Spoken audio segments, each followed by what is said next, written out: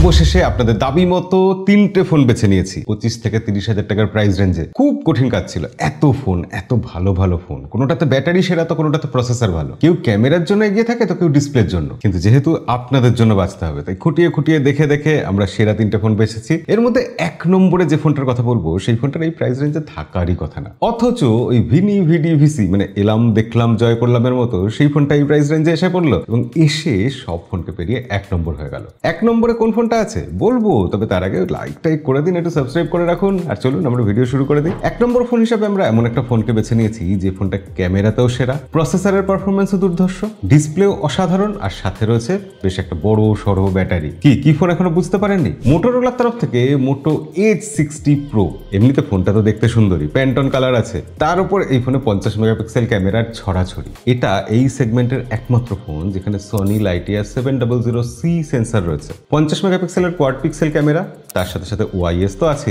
একটু ডিটেলসেই বলি, AI photo enhancement আছে, এআই অ্যাকশন শটস আছে, মানে ক্যামেরাতেও ফিচার প্রচুর আছে। Second camera ultra wide angle lens 50 megapixel, কিন্তু সেই ক্যামেরা দিয়েই আবার ম্যাক্রো ছবি তোলা যায়, মানে 50 মেগাপিক্সেলের ম্যাক্রো লেন্স। এবং হ্যাঁ, এরপরেও এই দামে মোটোরোলা কিন্তু একটা টেলিফটো জুম লেন্স দিচ্ছে 10 মেগাপিক্সেলের, যেটা দিয়ে 50x অব্দি সুপার জুম করা যায়, মানে অপটিক্যাল জুম 3x, তারপর এআই দিয়ে জুম হবে। আবার সেলফি ক্যামেরার কথাও যদি ধরি, সেখানেও 50 মেগাপিক্সেল এবং সেটা কোয়াড পিক্সেল টেকনোলজি ইউজ করে বানানো হয়েছে। এই ক্যামেরা নিয়ে বেশি বলা হয়ে যাচ্ছে, এই ফোনটা ক্যামেরা ভালো বুঝেছেন তো? তাহলে আমরা এবার ডিসপ্লের দিকে একটু চলে আসি। মোটো এইচ 60 প্রো এই ফোনে রয়েছে 1.5K কোয়াড কার্ভ, মানে চারদিকে কার্ভ হয়ে গেছে এরকম একটা OLED ডিসপ্লে, 120 হার্টজের 6.7 ইঞ্চি। এই ডিসপ্লেটায় 4500 নিটস পিক ব্রাইটনেস আছে, মানে খুবই ব্রাইট ডিসপ্লে। তার সাথে রয়েছে গরিলা গ্লাস 7i এর protection, true colour, smart water touch 3.0। আসলে এসব টেকনিক্যাল কথা বলার থেকে বলি যে এই ডিসপ্লেটা খুবই ভালো, দেখতে অসাধারণ লাগছে। IP68, 69 প্রোটেকশন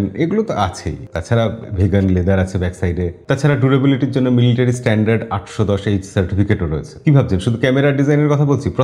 প্রসেসর এখানে রয়েছে মিডিয়াটেক ডাইমেনসিটি 8350, 1.5 মিলিয়নের উপর অ্যান্টুটু স্কোর আসছে, গেম প্লে করা যাচ্ছে খুব ভালোভাবে। আমরা লং ভিডিওতে এই নিয়ে আলোচনা করেছিলাম। এছাড়া এখানে LPDDR5X RAM, UFS 4.0 storage type, মানে সব কিছুতে একটু সেরা লেভেলের ব্যাপার। এমনকি এআই অটো দিয়ে এখানে 24 GB অব্দি র্যাম বুস্ট করাও যাচ্ছে। আর শুরুতে বলেছিলাম না, এই ফোনের ব্যাটারিও বেশ জবরদস্ত, 6000 mAh ব্যাটারি আছে এই পাতলা ফোনে।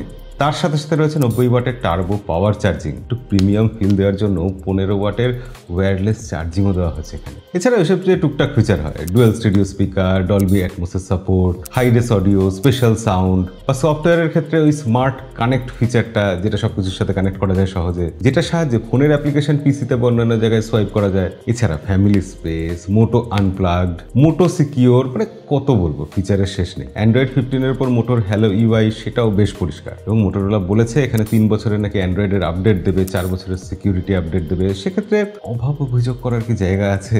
এই ফোনটা যেহেতু আপনাদের জন্য বেছেছি, 1 নম্বর ফোন হিসাবে বেছেছি, তাই এই ফোন কোনো দিক দিয়ে পিছিয়ে থাকবে এটার হওয়ার কথা ছিল না। কিন্তু মুশকিল হচ্ছিল এই ফোনটার দাম নিয়ে। 8GB 256GB বেস ভেরিয়েন্ট, তার দামই শুরু হচ্ছে 30,000 টাকা থেকে। কিন্তু আপনাদের জন্য সুখবর, এই ফোনটা এই প্রাইস সেগমেন্টে এসেছে বিবিডি সেলের জন্য।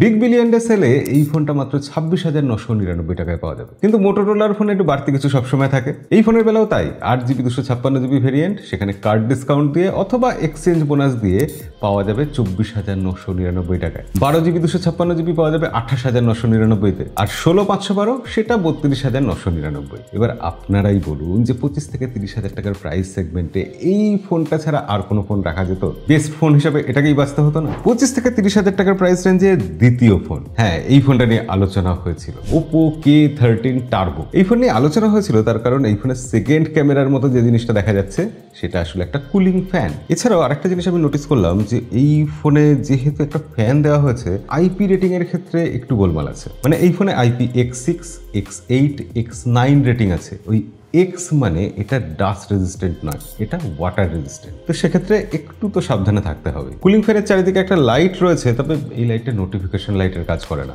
ব্যাক প্যানেলটা দেখতে খুব সুন্দর, তবে পলিকার্বনেট। 6.8 ইঞ্চির একটা ফ্ল্যাট ডিসপ্লে আছে, 120 হার্টজের অ্যামোলেড ডিসপ্লে, এমনিতে ডিসপ্লেটা ভালো এবং এই ফোনে প্রসেসরও বেশ ভালো আছে। মিডিয়াটেক ডাইমেনসিটি 8450 প্রসেসর, তার সাথে রয়েছে একটা বড় সড়ো ভিসি কুলিং চেম্বার এবং ব্যাটারি ডিপার্টমেন্টেও এই ফোনটা বেশ জবরদস্ত কম্পিটিটর। 7000 mAh ব্যাটারি আছে, সাথে 80 ওয়াটের ফাস্ট চার্জার। গেমিং ফোন হিসেবে এই ফোনটা বেছে নিতে ইচ্ছা করে, কিন্তু এই ফোনের দুর্বল জায়গা হলো এর ক্যামেরা। এমনিতে মেন সেন্সর 50 মেগাপিক্সেল, সেটা দিয়ে ভালো ছবি উঠছে, কিন্তু তারপর থেকেই ক্যামেরা ডিপার্টমেন্ট একটু দুর্বল হয়ে যায়। কোনো টেলিফোটো জুম লেন্স নেই, ফ্রন্টে রয়েছে মাত্র 16 মেগাপিক্সেলের ক্যামেরা, নেই কোনো আলট্রা ওয়াইড অ্যাঙ্গেল ক্যামেরা, তার বদলে একটা 2 মেগাপিক্সেলের ডেপথ সেন্সর দিয়ে দেওয়া হয়েছে। তবে হ্যাঁ, ক্যামেরার দিকটা যদি সরিয়ে রাখা হয়, বেশ দেখানোর জন্য, ভালো গেম প্লে করার জন্য এই ফোনটা কিন্তু সেকেন্ড চয়েস হিসেবে উঠে আসে। ভিভো T4 Pro এই ফোনটার কথা। স্ন্যাপড্রাগন 7 Gen 4 প্রসেসর আছে, 6.77 ইঞ্চি একটা কোয়াড কার্ভ ডিসপ্লে আছে এই ফোনে। মেন ক্যামেরা 50 মেগাপিক্সেলের, তার সাথে সাথে একটা পেরিস্কোপিক জুম লেন্সও আছে, সেটা 50 মেগাপিক্সেলের, তাতে 3x অপটিক্যাল জুম হয়, কিন্তু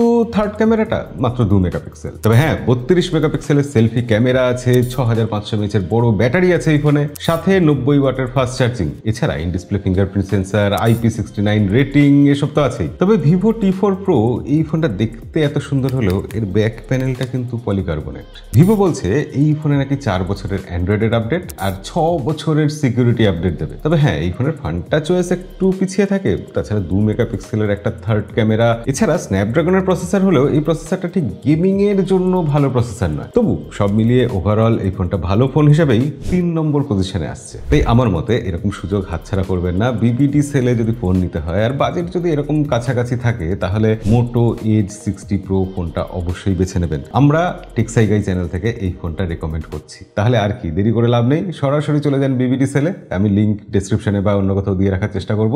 আর আজকের ভিডিও এই অবধি, দেখা হবে পরের ভিডিওতে। আজকের মতো বিদায়।